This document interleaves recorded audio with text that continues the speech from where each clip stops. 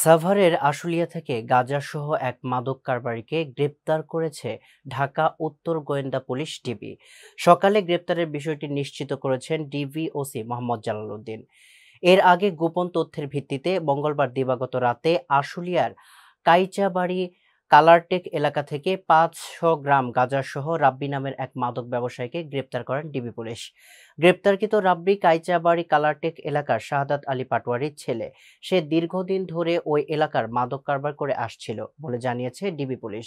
এ ব্যাপারে ঢাকা উত্তর গোয়েন্দা police DB OC Jalal Uddin জানান, গ্রেপ্তারকৃত আসামির বিরুদ্ধে আশুলিয়া থানায় নিয়মিত মামলা রুজু প্রক্রিয়াধীন রয়েছে।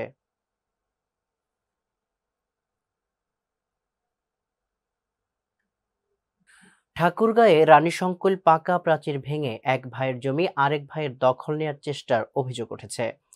গত রবিবার রানীশংকুল উপজেলার কালীহাট নুনতুর নামক এক জায়গায় এই ঘটনাটি ঘটে। এ বিষয়ে গতকাল মঙ্গলবার সন্ধ্যায় জমির মালিক গোলাম রব্বানী ২ জনের নাম উল্লেখ করে ৪-৫ জনের অজ্ঞাত করে রানীশংকুল থানায় এজাহার দায়ের করেছেন। এজাহার সূত্রে ও ভুক্তভোগী রব্বানীর পরিবারের লোকজনরা জানান, পৈতৃকভাবে পাওয়া ২০ শতক ৮ পয়েন্ট জমি পারিবারিকভাবে সচ্ছলতার কারণে বিক্রির মনস্থ করেন গোলাম রব্বানী।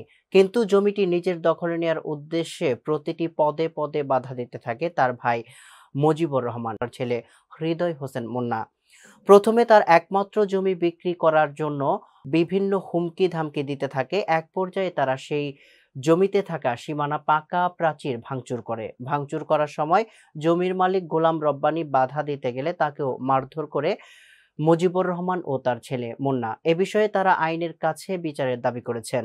এ বিষয়ে সব দোষ স্বীকার করে অভিযুক্ত মুজিবুর রহমান বলেন, আমাকে আগে রব্বানী ও তার ছেলে মারধর করে পরে আমার ছেলে রাগ করে প্রাচীর ভাঙচুর করে। এ ব্যাপারে রানীশংকুল থানায় ভারপ্রাপ্ত ওসি তদন্ত রফিকুল ইসলাম জানায়, এজাহার পেয়েছি, তদন্ত করে প্রয়োজনীয় ব্যবস্থা নেওয়া হবে।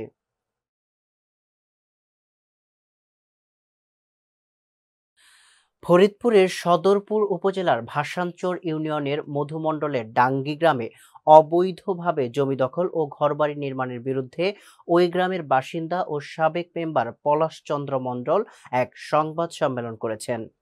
এ সময় একাধিক নারী, পুরুষ ও স্থানীয় গণ্যমান্য ব্যক্তিরা উপস্থিত ছিলেন। সাংবাদিকদের নিকট পলাশ অভিযোগ করে বলেন, আমার প্রতিবেশী এলাকার জমি দখলকারী হাসান প্রামাণিক বিভিন্ন সময়ে গোরস্থান ও মাদ্রাসার নামে অন্যের জমির উপর নামমাত্র সাইনবোর্ড স্থাপন করে সরকারি বিভিন্ন প্রতিষ্ঠান থেকে অনুদান এনে তা যথাযথ ব্যবহার না করে নিজেই আত্মসাৎ করেন।